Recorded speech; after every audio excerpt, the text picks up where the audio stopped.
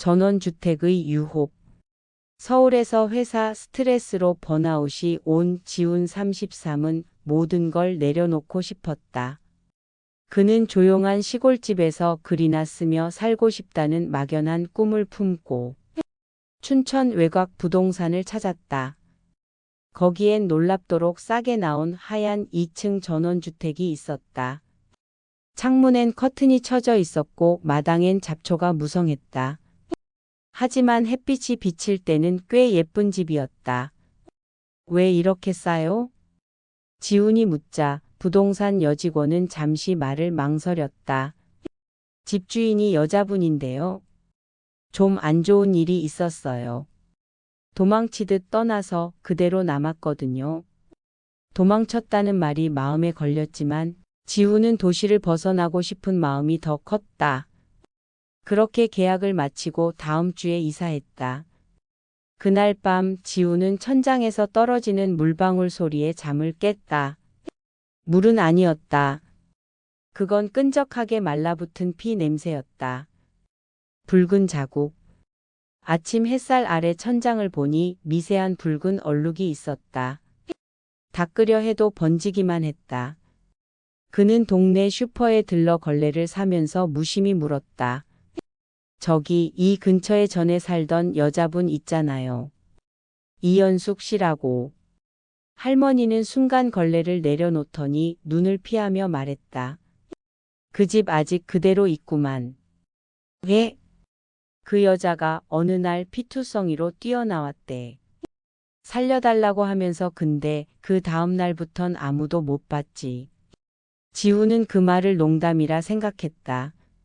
하지만 그날 밤 거실 벽지 안쪽에서 여자의 흐느낌이 들렸다. 벽은 얇지도 않은데 분명히 그 안에서 들렸다. 돌려줘, 내 집이야.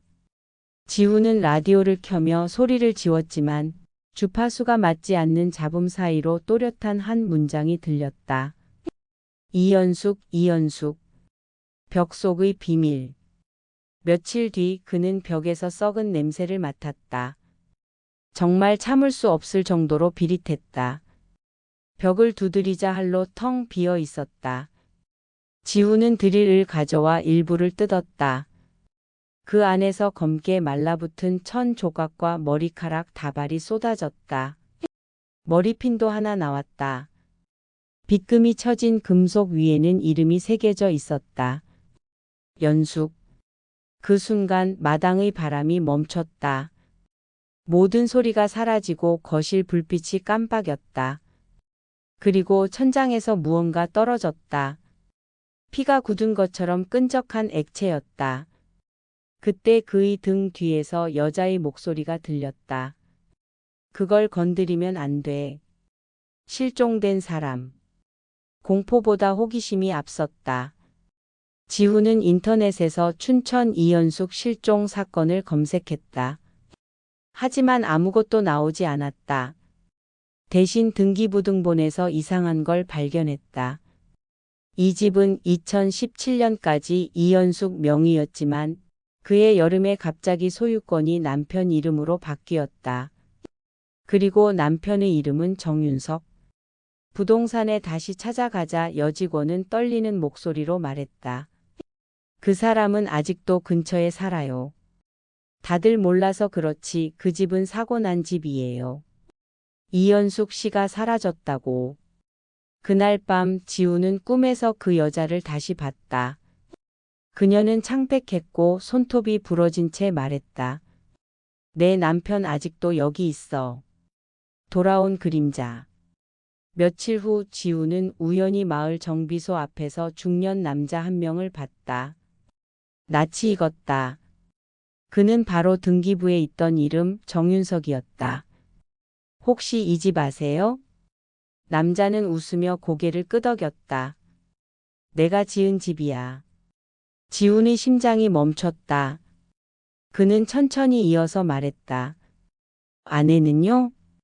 글쎄 내가 알기론 도망쳤지. 그는 태연하게 웃었다. 그날 밤부터 지훈의 집엔 계속 발소리가 났다. 남자가 떠난 후 천장에서 걸어 다니는 듯한 쿵쿵 소리가 밤새 이어졌다. 숨겨진 문. 지우는 미친 듯이 집을 뒤졌다. 어딘가 숨겨진 공간이 있을 거라고 확신했다. 벽지를 뜯고 바닥을 쳤다. 그리고 마침내 부엌 한쪽 판자 밑에서 금속 손잡이를 발견했다. 철문을 열자 습한 공기와 곰팡이 냄새가 퍼졌다. 지하실엔 녹슨 의자, 부러진 거울, 그리고 벽에 피로 쓴 문장이 있었다. 그는 나를 여기에 가뒀다. 그 아래엔 도와줘라는 글자가 수십 번 반복되어 있었다. 지우는 등골이 오싹해졌다. 그 순간 손전등이 꺼졌다. 어둠 속에서 여자의 목소리가 귓가에 닿았다. 그는 아직 이 근처에 있어. 피의 새벽. 새벽 3시. 창밖에서 차 엔진 소리가 났다.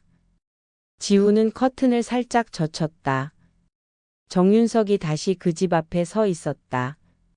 그의 손엔 삽이 들려 있었다. 여기 뭐가 묻혀 있지? 지우는 창문을 닫고 경찰에 신고하려 했지만 휴대폰 화면이 꺼졌다. 배터리는 80%였다. 그때 천장에서 피가 떨어졌다. 뚝뚝. 바닥에 붉은 자국이 생겼다. 피는 글자를 이루었다. 이연숙.